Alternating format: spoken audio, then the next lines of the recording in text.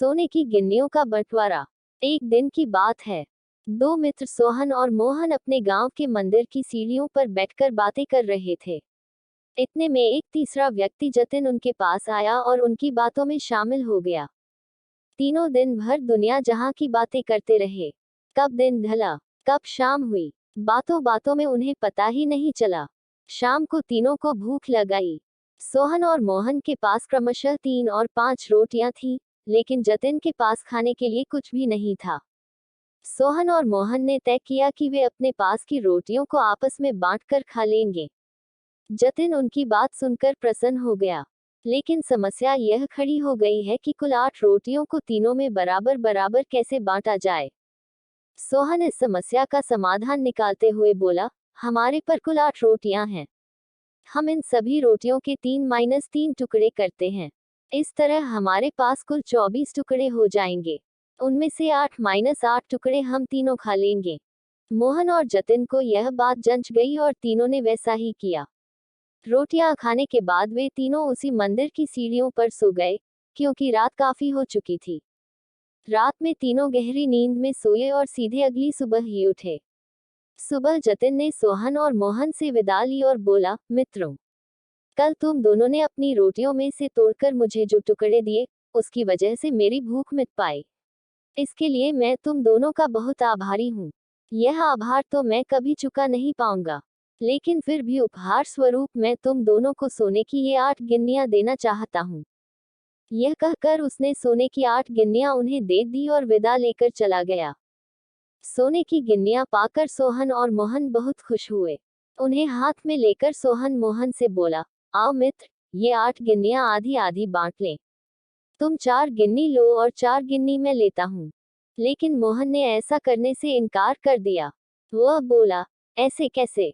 तुम्हारी 3 रोटियां थी और मेरी 5। मेरी रोटियां ज्यादा थी, इसलिए मुझे ज्यादा गिन्नियां मिलनी चाहिए। तुम 3 गिन्नी लो और मैं 5 लेता हूँ। इस बात पर दोनों में बहस छोड़ गई। बहस इतनी बड़ी कि मंदिर के पुजारी को बीच बचाव के लिए आना पड़ा। पूछने पर दोनों ने एक दिन पहले का किस्सा और सोने की गिन्नियों की बात पुजारी जी को बता दी। साथ ही उनसे निवेदन किया कि वे ही कोई निर्णय करें। वे जो भी निर्णय करेंगे, उन्हें स्वीकार होगा। यूं तो पुजारी जी को मोहन की बात ठीक लगी, लेकिन वे निर्णय में कोई गलती नहीं करना चाहते थे। इसलिए बोले, अभी तुम दोनों ये गिन्नियां मेरे पास छोड़ जाओ।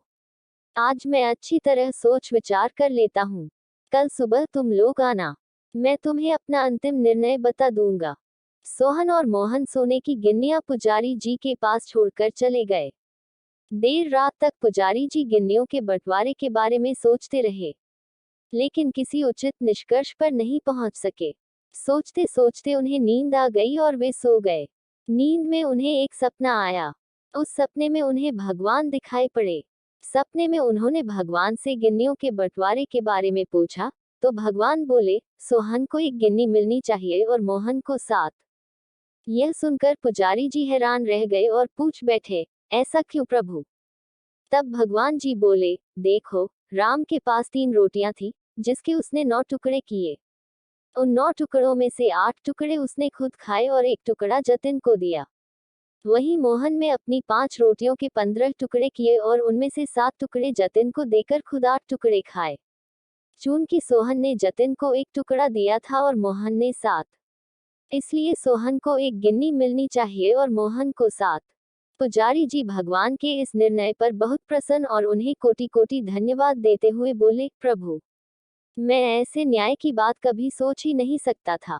अगले दिन जब सोहन और मोहन मंदिर आकर पुजारी जी से मिले, तो पुजारी जी ने उन्हें अपने सपने के बारे में बताते हुए अंतिम निर्णय सुना दिया और सोने की गिन्नियां बांट दी।